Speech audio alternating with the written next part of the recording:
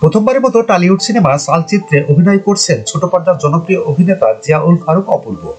Thriller ধর্মী এই সিনেমাটি মুক্তি পাচ্ছে চলতি বছরের বড়দিনে। খ্রিস্টানদের ধর্মীয় উৎসব বড়দিন উপলক্ষে আগামী 20 ডিসেম্বর প্রেক্ষাগৃহে মুক্তি পাবে চালচিত্র। এই সিনেমায় একজন পুলিশ অফিসারের চরিত্রে দেখা যাবে অপূর্বকে। টলিউডের প্রতিষ্ঠান ফ্রেন্ড কমিউনিকেশন প্রযোজিত এই সিনেমায় এক বছর খুনের রহস্য উন্মোচনের চেষ্টা করা হবে। একটি খুনের কারণ জটিল করে তুলবে দৃশ্যপট।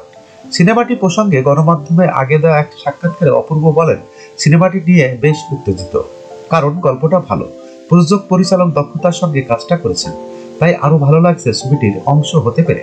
অপূর্বর পাশাপাশি এ সিনেমায় দেখা যাবে টলিউডের জনপ্রিয় অভিনেত্রী রাইমা সেনকে। সঙ্গে আরো আছেন টোটা রায়চৌধুরী, শান্তনু মহেশ্বরী, স্বস্তিকা দত্ত, অনির্বাণ চক্রবর্তীর মতো জনপ্রিয় শিল্পীরা।